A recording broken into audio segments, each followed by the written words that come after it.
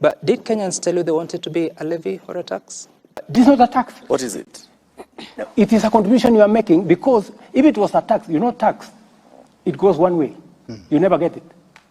This is not a tax. Okay, why it is your money. Okay, why then, Mr. President, if it's not a tax, if that bill hypothetically say is passed by the National Assembly, it's legally binding? Yeah, of course. It's not a tax, you said. It is not a tax. Why would I contribute? And if I don't want? That's what the law says.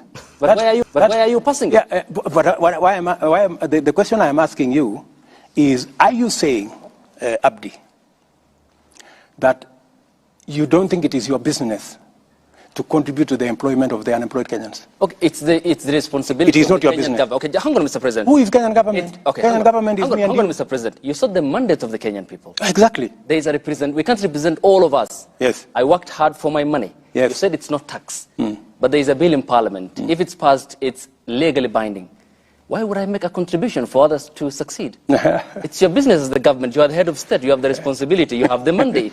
That's why the Constitution gives me the power to tax. But it's you who is leading and the government. That's why the Constitution gives me the power to sign things into law. Okay. So I am simply doing my job. It's very clear. Yeah. It's a very simple issue. Yes. You are saying it's not a tax. It is not a tax. That's the commander-in-chief saying. Yes, it is not a tax. Hang on, let's go step by step. Yes. There is a bill. 6 months later. Just let's stay to the housing fund, because when it started and you were walking around the country and selling this dream to many Kenyans, you told us this was a fund and we will contribute. And if you didn't want the house or didn't benefit, at the end of the day, you would get your money out at some point. Then overnight, in Parliament, it turned into a levy and a tax. What really changed, and what caused you to move from a fund, which was really, really contributory, to this discriminatory fund that even the court has found to be? And does this mean that this plan changed overnight, or what really happened to cause you to make these changes?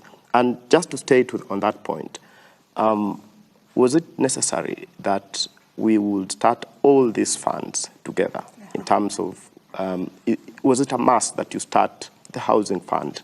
You are here fighting the fire of housing. Again, you start the health crisis. Before this is done, even it's off, you are dealing with the taxation, And because of that, nearly every government agency is now waking up with taxes. So you find, levies going up by 3,900%. You find even pets now they're going to be taxed. And Kenyans are wondering, what has happened? Do you feel that you're out of touch with the people that you lead? Because then it will explain some of the decisions that you are doing. Sikiliza hapo vizuri venye anatoka kwa point. Unajua hawezi jibu swali. Akiulizwa swali la taxi, hawezi akajibu, ana divert. Anatoka hapo kabisa. Thank you very much for asking that question. Let's start with the levy. I proposed a fund. Yeah? There is a principle in Kenya today called public participation. How comes that? Anatuambia public participation. Hiyo public participation ilifanywa na kina nani? Ni wabunge waliifanya ama ni wananchi nafaa waifanye? It went to public participation. Uongo. And Parliament, when coming from public participation, came and said it should instead be a levy. Right? And as president, if the people said they wanted this changed into a different way of doing it. Mr. President, on the question of accountability, because it is good that you highlight what happened at the public participation, and you say that Kenyans said they don't want it as it was structured at that time. You also attribute responsibility to Parliament that they decided it should be a levy. then you say, yourself you said, let us change how it works. So I see a bit of distribution of responsibility. But did Kenyans tell you they wanted to be a levy or a tax? Did Kenyans tell you they wanted to be a levy or a tax? What Kenyans told me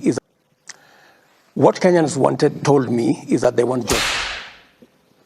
Yeah? On that particular question, Kenyans the participation was on the housing levy, Mr. President. I was, but you know, when Kenyans tell you they want jobs, it is you as a leader to figure out where those jobs are going to come from. And so you presented a housing levy in the finance bill of 2023. I presented to the people of Kenya housing, and I told them I am going to create jobs using this housing.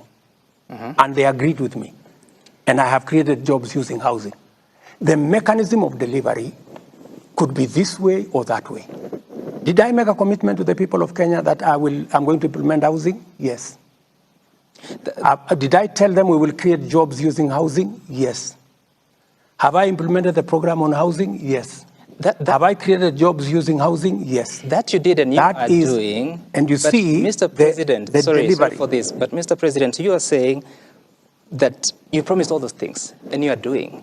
But when people tell you, we don't want it, it is too expensive for us, you change it from a levy, from housing fund, from a contribution to a tax that is not even, you can't recoup it after the 7 years. How did the translation into that become? You see, Sam. Hapo sasa ndipo kauongo kalianza kuuma kabisa, akaona kwamba Sam Gituku ni kama anaingililia uongo zake kabisa na anampata. You know, you're splitting hairs. I'm not splitting. Yes, you are. Because what you are saying, you're trying to find fault. What is the greater good? What is the national interest? I mean, to you, does creating 120,000 jobs register anything good? It is a good thing, but I'm asking you about public participation. Making sure that an ordinary person who would otherwise never have a chance to own a home, now they have a chance to own a home. Does that make sense to anybody? Yes. Hapo Mr. Ruto kabisa alishindwa kujibu maswali, sababu anajaribu kuulizwa maswali lakini hajibu. Sasa ameanza kuwa mkali. It does. So you see, if